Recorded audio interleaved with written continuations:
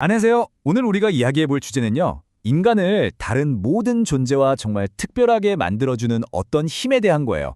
바로 모델링이라는 건데요. 사실 여러분, 지금 이 순간에도 이 능력을 쓰고 계시다는 거 알고 계셨나요?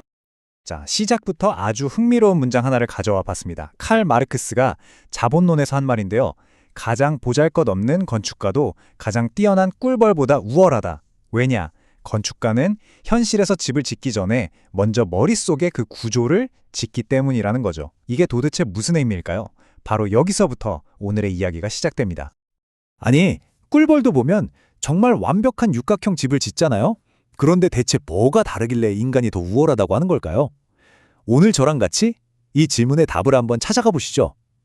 자, 그 비밀을 푸는 첫 번째 열쇠는요, 바로 건축가와 꿀벌을 비교해 보는 데 있습니다. 한번 볼까요? 와, 이 차이점 보세요. 정말 명확하지 않나요? 꿀벌은요, 그냥 본능으로 짓는 거예요. 유전자에 프로그램된 대로 완벽하지만 늘 똑같은 복제품을 만들죠. 근데 사람은 어때요? 아무리 실력이 없는 건축가라고 해도 일단 행동하기 전에 머릿속으로 먼저 상상을 하잖아요. 아, 집은 이런 모양으로 지어야겠다 하고 심상, 그러니까 멘탈 이미지를 그리는 거죠. 바로 이 먼저 상상하고 계획하는 능력, 이게 핵심입니다. 네, 바로 그겁니다. 건축가가 머릿속에 먼저 집을 짓는 그 힘, 이 특별한 능력에 우리가 모델링이라는 이름을 붙일 수 있는 거죠. 중요한 건 이게 무슨 건축가 같은 특별한 사람들만의 능력이 아니라는 거예요. 바로 우리 모두가 가진 힘이라는 겁니다. 모델링이라고 하니까 뭔가 되게 어렵게 들릴 수도 있는데 전혀 그렇지 않아요. 아주 간단합니다. 뭔가를 보고 그걸 머릿속으로 한번 그려본 다음에 어떤 방법으로든 밖으로 표현해내는 것. 이 모든 과정이 그냥 다 모델링이에요. 에이, 나는 뭐 예술가도 아니고 과학자도 아닌데 무슨 모델링이야? 라고 생각하실 수도 있겠네요. 근데요, 진짜 아니에요. 여러분은 매일, 아니 매 순간 모델링을 하고 계십니다. 한번 생각해 보세요. 아침에 일어나서 오늘 뭐 할지 머릿속으로 계획 세우는 거? 친구한테 어제 있었던 재밌는 일 얘기해 주려고 어떻게 말할지 생각하는 거, 또 생각을 잘 정리해서 이메일 한 통 쓰는 거요. 이게 전부 다 놀랍게도 모델링 활동이라는 거죠. 그래서 말이죠. 우리는 단순히 생각만 하는 인간, 호모사피엔스를 넘어서는 존재라고 할 수 있어요. 세상을 나만의 방식으로 인식하고 그걸 또 창의적으로 표현해내는 존재, 바로 호모 모델루스, 모델링하는 인간인 셈입니다. 자, 그럼 우리 모두가 이런 모델러라면 우리에겐 어떤 장비, 어떤 툴킷이 있을까요? 여러분의 연장통을 한번 열어보겠습니다. 모든 모델링에는요, 딱 이 네 가지가 필요해요. 첫째, 독특한 관점을 가진 나, 바로 주체죠. 둘째, 내가 표현하고 싶은 세상의 어떤 것, 객체. 셋째, 내 생각을 담아낼 도구, 이걸 매체라고 부를게요. 마지막으로 내 표현을 받아들여줄 고객이 필요합니다. 이 고객은 다른 사람일 수도 있고 그냥 나 자신일 수도 있어요.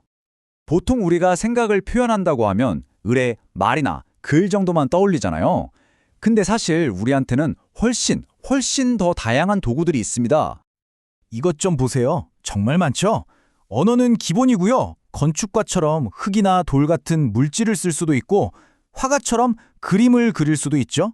심지어 춤이나 연기 같은 몸짓도, 음악도, 수학도, 그리고 프로그래밍 코드까지 전부 다 내 생각을 표현하는 강력한 매체가 될 수 있다는 겁니다. 정말 멋지지 않나요? 자, 이제 우리가 어떻게 모델링하는지는 대충 알 것 같아요. 그럼 이제 더 깊은 질문으로 한번 들어가 보죠. 도대체 인간은 왜 이렇게까지 무언가를 표현하고 만들고 창조하려고 하는 걸까요? 그 근본적인 이유가 뭘까요? 사실 인류의 역사를 돌아보면요. 그 자체가 그냥 모델링의 역사라고 해도 과언이 아니에요. 저기 보세요. 무려 3만 5천 년 전에 우리 조상들은 현실에는 없는 사자머리를 한 인간을 상상해서 조각상으로 만들었어요. 이게 바로 창조의 시작이죠. 그 후로는 동굴에 그림을 그려서 산약법 같은 지식을 다음 세대에 알려주고 고대 그리스 철학자들은 우주의 원리를 이해하려고 그들만의 모델을 만들었죠. 그리고 오늘날 바로 여러분이 떠올리는 새로운 아이디어 하나하나가 이 위대한 역사를 계속 이어가고 있는 겁니다. 결국 이걸 정리해보면 이유는 크게 네 가지로 볼 수 있어요. 첫째, 살아남기 위해서. 둘째, 다른 사람과 연결되기 위해서. 셋째, 이 복잡한 세상을 어떻게든 이해하기 위해서. 그리고 마지막으로 그냥 뭔가를 새로 만들어내고 싶어서. 바로 이 네 가지 강력한 동기가 우리를 계속 모델링하게 만드는 거죠. 철학자 빌렘 플루서가 우리가 왜 소통하는지, 그러니까 왜 모델링 하는지에 대해 정말 멋진 말을 남겼어요.